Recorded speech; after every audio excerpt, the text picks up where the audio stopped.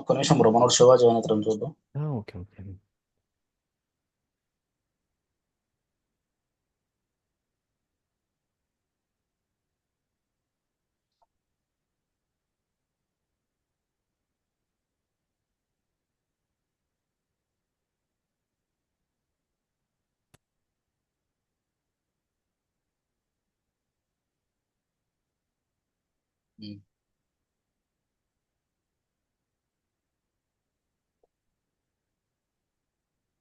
దాంట్లో జాయిన్ అవ్వాలా?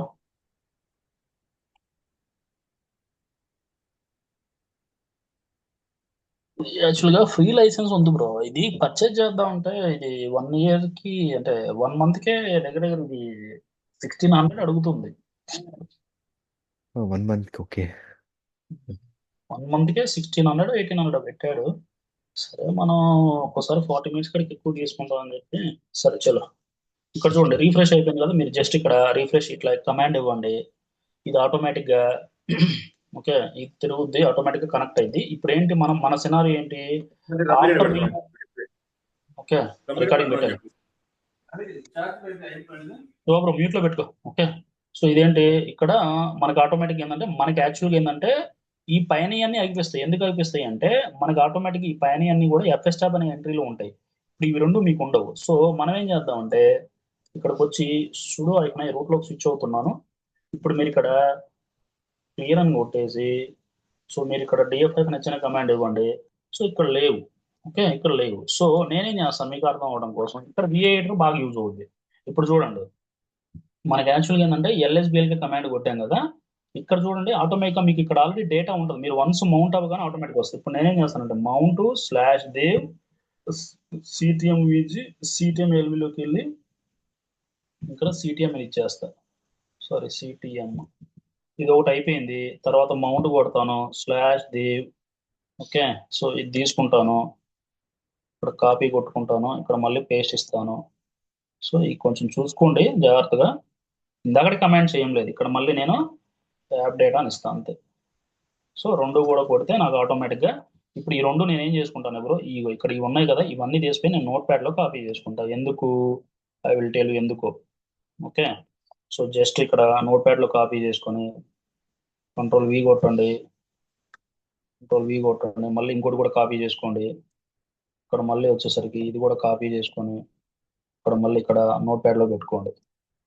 Okay, so note ప్యాడ్లో పెట్టుకోగానే ఇప్పుడు ఇక్కడ నేను VIM/ETCF ఇక్కడ చూడండి ఎఫ్ఎస్ ట్యాబ్ అనే ఫైల్ చాలా చాలా ఇంపార్టెంట్. మీరు ఇక్కడ చూడండి ఒక సినారియో చెప్తాను. మీరు లైనెక్స్ ఆపరేటింగ్ సిస్టంలో ఎప్పుడైనా సరే, ఓకే, మీరు లైనెక్స్ ఆపరేటింగ్ సిస్టంలో ఎప్పుడైనా సరే ఏదైనా ఒక రియల్ టైం అంటే ఒక రియల్ టైంలో ఇప్పుడు ఎవడైనా సరే ఒక అప్లికేషన్ టీముడు కనుక మీ దగ్గరికి వచ్చి బాబు నాకు ఒక లైనెక్స్ లో అంటే ఏదన్నా ఒక న్యూ మూవ్ పాయింట్ అడిగాడు అనుకోండి. ఓకేనా, సినారీ అంటే నేను చెప్తున్నాను మీకు రాదని కాదు.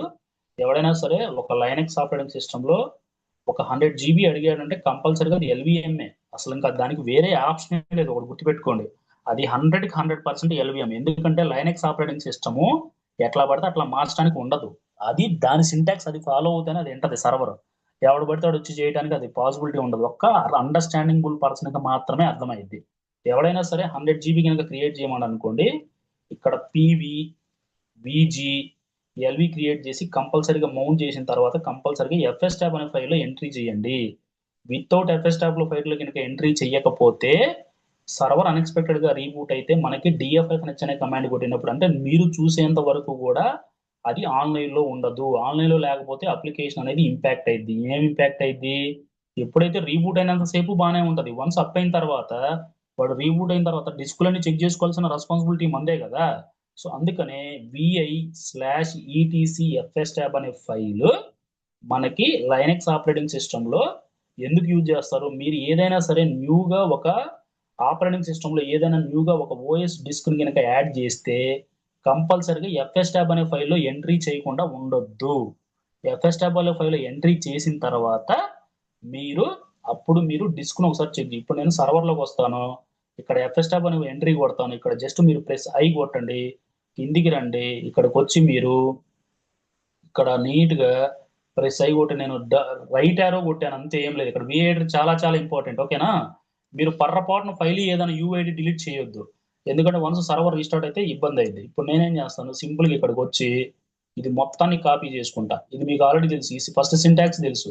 ఇక్కడికి వస్తారు, ఇక్కడ మీరు జస్ట్ ప్రెస్ ఐ కొడతారు. ఐ కొట్టగానే ఇదిగో కింద ప్రెస్ ఐ బటన్ వచ్చింది చూడండి, ఇది ఐ వచ్చిందా. ఓకే, ఒక్క నిమిషం బ్రో, ఇది బ్యాచ్, ఇది ఎన్నో బ్యాచ్ బ్రో, 27? మీకు పంపించే వీడియోస్ 27 అని వస్తున్నాయి బ్రో. 27. So 27 episodes. సో ఈ వీడియో మీకు పంపిస్తాను తర్వాత. ఇక్కడ చూడండి, జస్ట్ మీరు ఇక్కడ జస్ట్ పేస్ట్ అని కొట్టండి. పేస్ట్ అని కొట్టిన తర్వాత ఈటీఎం ఉంది ఇక్కడ. మళ్ళీ మీకు ఇక్కడ నేను దేనికి మూవ్ చేశాను, సిటిఎం కు మూవ్ చేశాను. ఓకే, ఇక్కడ చూడండి, ఇది ఎక్స్ఎఫ్ఎస్ అనేది మీకు ఆల్రెడీ తెలుసు. ఇక్కడ నేను డిఫాల్ట్స్ ఎందుకో చెప్తాను బ్రో, నో వరీస్. ఈవెన్ మీరు డిఫాల్ట్స్ తప్పు పెట్టినా కానీ ఇష్యూ వస్తుంది. ఇక్కడ జీరో, ఇక్కడ జీరో. మళ్ళీ ఇంకోటి ఏముంది, మళ్ళీ ఇంకో డిస్క్ పేరు ఏముంది, ఇది కొట్టుకోండి. ఓకే, ఇక్కడ చూడండి, నేను యాప్ డిఏటి అని పెట్టాను. అర్థమైందా, యాప్ డిఏటి అని పెట్టాను. మీరు చూసుకోండి, ఒకటికి 2 సార్లు చూసుకోవాలి. చూసుకోకపోతే ఏమైందంటే ఆటోమేటిక్గా నేను అదే, మీరు గుడ్డిగా నేను యాప్ డేటా అని చెప్పి యాప్ డేటా అని ఇవ్వదు. ఎందుకంటే ఈవెన్ స్పెల్లింగ్ మిస్టేక్ అయినా కానీ ఇబ్బంది. ఏపీపీ డిఏటిఈ, ఇక్కడ రిమైనింగ్ అంతా ఎక్స్ఎఫ్ఎస్, ఇక్కడ D E F A U L T S defaults zero zero, అన్నిటికీ స్పేస్లు ఇవ్వండి. ఇప్పుడు ఎలా సేవ్ చేస్తారు ఇది చెప్పండి ఎవరైనా, ఎలా సేవ్ చేస్తారు? ఎవరైనా విఏటర్ సేవ్ ప్రాక్టీస్ చేశారా? Just escape shift W. So ఇక్కడ చూడండి బ్రో, వన్స్ ఇది ఇచ్చిన తర్వాత క్యాట్ /etc fs చూడండి, నేను క్యాట్ కమాండ్ ఏ విధంగా వాడుతున్నాను, విఐ కమాండ్ ఏ విధంగా వాడుతున్నారు అండర్స్టాండ్ చేసుకోండి. అంతేగాని వన్స్ సేవ్ చేశా కదా మళ్ళీ వెరిఫై చేసుకోకుండా ఉండొద్దు. క్యాట్ అనే కమాండ్ ఏం జరుగుద్ది అంటే just to view the content, అంటే మీరు కంటెంట్ ప్రాపర్ గా ఇచ్చారా లేదా, ఏమన్నా మిస్టేక్స్ ఏమైనా ఉన్నాయా అని చెప్పి వెరిఫై చేసుకోవచ్చు అనమాట. ఎఫ్ఎస్ ట్యాబ్ కొట్టాను అనుకోండి, జస్ట్ ఎంటర్ కొట్టాను అనుకోండి, చూడండి నీట్ గా నేను కింద 2 లైన్స్ యాడ్ చేసింది, అవి 2 నీట్ గా చూసుకోండి. చూసుకున్న తర్వాత మీరు మౌంట్ ఐఫ్ని అనే కమాండ్ ఇవ్వండి. మౌంట్ ఐఫ్ని అనే కమాండ్ ఏం చేస్తుందయ్యా అంటే, మీరు ఎఫ్ఎస్ ట్యాబ్ అనే కాన్ఫిగరేషన్ ఫైల్లో ఏమైనా ఎర్రర్స్ ఉన్నా కానీ, లేకపోతే ఏదన్నా ఈ మౌంట్ పాయింట్ నేమ్స్ ఏమన్నా తప్పున్నా కానీ మీకు నీట్ గా చూపిస్తుంది. ఇక్కడ మౌంట్ ఐఫ్ అనే కమాండ్ కొడితే మీనింగ్ ఏంటంటే to update the file system. అంటే అప్డేట్ ద ఫైల్ సిస్టమ్ అంటే ఏంటి, మీరు ఏదైతే లైనక్స్ ఆపరేటింగ్ సిస్టమ్ లో కొత్తగా ఒక న్యూ మౌంట్ పాయింట్ క్రియేట్ చేసి ఎఫ్ఎస్ ట్యాబ్ అనే ఫైల్లో యాడ్ చేసిన తర్వాత సర్వర్ వితౌట్ రీబూటింగ్, అంటే రీబూట్ అనే దాన్ని అవాయిడ్ చేయడానికి మీకు నీట్ గా మౌంట్ ఐఫన్ అనే కమాండ్ ఈ కాన్ఫిగరేషన్ ఫైల్ అప్డేట్ అయ్యి సర్వర్ రీబూట్ తో పాటు, అంటే నెక్స్ట్ ఎప్పుడైనా సడన్ గా అన్ఎక్స్పెక్టెడ్ సర్వర్ రీబూట్ అయింది అనుకోండి, ఆ mount point on spot online లోకి వచ్చేస్తుంది. అంతేగాని మీరు డైరెక్ట్ గా మౌంట్ ఐఫ్ అనే కమాండ్ ఇవ్వకపోతే ఒక్కోసారి అప్డేట్ అవ్వదు. ఇప్పుడు మీరు డిఎఫ్-h అనే కమాండ్ ఇవ్వండి, ఇక్కడ మీరు కళ్ళు మూసుకొని రీబూట్ అనే కమాండ్ ఇవ్వండి, ఆటోమేటిక్ గా ఎంటైర్ విత్ ఇన్ 1 minute లో సర్వర్ అనేది అప్ అయింది. మీరు మళ్ళీ డిఎఫ్-h అనే కమాండ్ కొట్టినప్పుడు మీకు ఆటోమేటిక్ గా అర్థమైంది. అయితే మీకు అర్థం కానిది ఏంటంటే ఓన్లీ డిఫాల్ట్స్ అర్థం కాలేదు. ఇక్కడ చూడండి make a permanent mounting the, ఇక్కడ ఐటీసీ ఎఫ్ఎస్ ట్యాబ్ ఫైల్. ఇక్కడ మీరు ఇక్కడ యాక్చువల్గా మీకు అర్థం కానిది ఏంటంటే ఇది ఉంటుంది అనమాట, ఏదంటే అది డిఫాల్ట్స్ 00 అంటే ఎందుకంటే బ్రో, డిఫాల్ట్స్ అనేది మనం డిఫాల్ట్ గా పెట్టుకుంటాం. 0 అనేది ఏంటంటే చెక్ సీక్వెన్స్ డంప్ సీక్వెన్స్ అని 2 ఉంటాయి. నేను వన్స్ పైన ఉంటది, నేను ఒకసారి చెప్తాను, నో వరీస్, కన్ఫ్యూజ్ ఏం అవ్వద్దు. అవి కూడా ఇంటర్వ్యూలు అడుగుతారు, ఎందుకు ఎఫ్ఎస్ ట్యాబ్ లో డిఫాల్ట్స్ ఎందుకు ఇస్తూ వేరే ఎందుకు ఇవ్వకూడదు అని అడుగుతారు. అది పైన ఎక్కడో ఉంటుంది, ఒక నిమిషం పైకి వెళ్దామండి. పైన ఎక్కడో ఉంటుంది అది, ఇక్కడ ఎఫ్ఎస్ ట్యాబ్ ఎంట్రీ అవ్వగానే ఉంటుంది అనమాట. ఫస్ట్ డంప్ సీక్వెన్స్ చెక్ చేసుకోవడానికి ఉంటుంది. ఇక్కడ చూడండి, ఇక్కడ ఇదేనా, ఇది కాదు,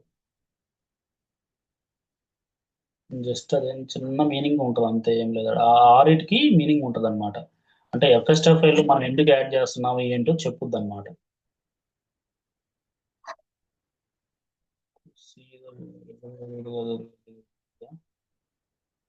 ఇది కాదు, మౌంట్ లేబుల్ లేబుల్, ఇది కాదు. సరే చలో, నేను ఏం చేస్తాను, ఇది ఇక్కడ చూడండి, device name mount point type of the file. ఇక్కడ చూడండి డిఫాల్ట్స్ అంటే మౌంట్ ఆప్షన్స్ అంటే ఏంటి, డిఫాల్ట్ గా తీసుకోమని అర్థం అనమాట. ఇక్కడ చూడండి డంపింగ్ చెక్ సీక్వెన్స్, ఇక్కడ 00 ఇవ్వచ్చు, కొన్ని 1 2 కూడా ఇవ్వచ్చు బ్రో. ఇక్కడ 0 అంటే ఏంటంటే చెక్ సీక్వెన్స్ అంటే ఏంటంటే ఒక ఆర్డర్ వైజ్ ఫాలో అవ్వమని అర్థం అనమాట. అర్థమైంది. అదే ఇక్కడ మీరు 1 ఇచ్చారనుకోండి, బూటింగ్ అయ్యేటప్పుడు టాప్ ప్రయారిటీ ఇది తీసుకుంటది. అదే 2 ఇచ్చారనుకోండి, టాప్ ప్రయారిటీ ఇది తీసుకుంటది. అంటే మీరు 1 ఇచ్చినా 2 ఇచ్చినా పెద్ద ఫరాక్ ఏం పడదు. ఇక్కడ చూడండి యూయూఐడి ఉంది కదా, యూయూఐడి అంటే ఏం లేదు. మీరు ఇక్కడ సర్వర్లోకి వచ్చి యూయూఐడి అంటే ఇప్పుడు నేను రీఫ్రెష్ కొడుతున్నా, ఆటోమేటిక్ అప్ అయింది. అక్కడ యూయూఐడి అయినా అయ్యొచ్చు, లేకపోతే డివైస్ నేమ్ అయినా ఇవ్వచ్చు. అన్న యూయూఐడి ఎక్కడ చూడాలన్నా, మరి నాకు కన్ఫ్యూజ్ అవుతున్నాను. ఏంది అప్ అవ్వలేదు ఇంతసేపు సర్వర్.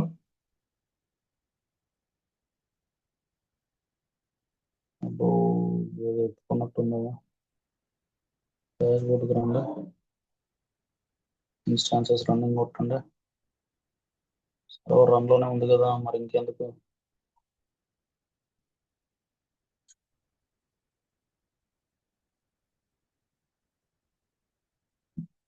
కనెక్ట్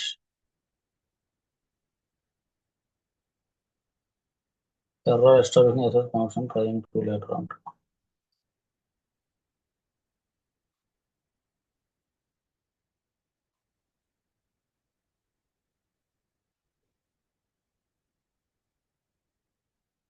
ఏదో ఇష్యూ వచ్చిందా.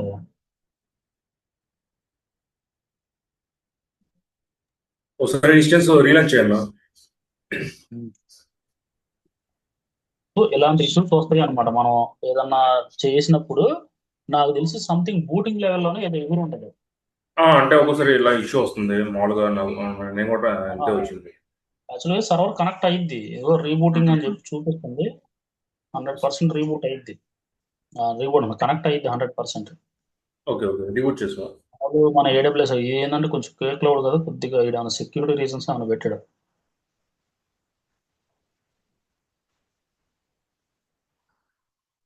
వెంటనే రీబూట్ అయ్యింది బ్రో, ఉండదు ఎక్కువసేపు. సర్వర్ చాలా ఫాస్ట్ ఉంటాయి. మామూలు నాకు ఇలా ఇష్యూ వచ్చిందన్న నేను ట్రై చేసేటప్పుడు మళ్ళీ రీలాంచ్ చేస్తేనే అయింది. అంటే రీలాంచ్ మళ్ళీ అంటే కొత్తది కొత్త. కొత్త కొత్త ఇన్స్టెన్స్ క్రియేట్ చేశాను. అట్లా కాదే, కానీ మరి డిస్ప్లే యాడ్ చేసినప్పుడు అవ్వాలి కదా. అట్లా వస్తే ల్యాబ్ సెటప్ ఏముంటది, ఉండదు. మానిటరింగ్ ఇది ఎక్కడ చూడాలి లాగ్ ఇది. అలాగే security inbound rules security. Inbound rules లో, ఇన్బౌండ్ రూల్స్ అంటే అట్లా కాదు. ఒక పని చేద్దాం, ఇన్బౌండ్ రూల్స్ కాదు, SSH 2 ఉంది బ్రో. అవునవును.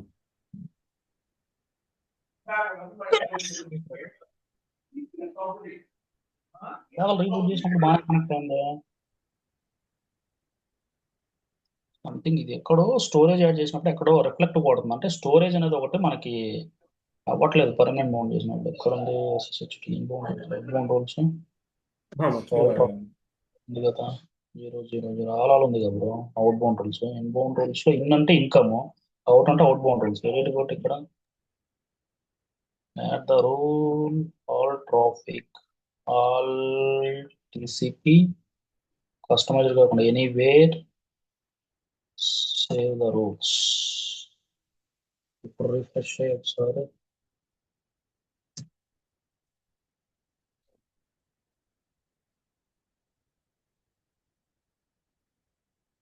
ఏం ఎర్రర్ వస్తుంది, ఎందుకు ఎందుకు. పర్మిషన్స్ ఆర్ ఎంట్రీస్, ఈ లాగ్స్ ఎక్కడ చూస్తాం మనం. ఇది అటాచ్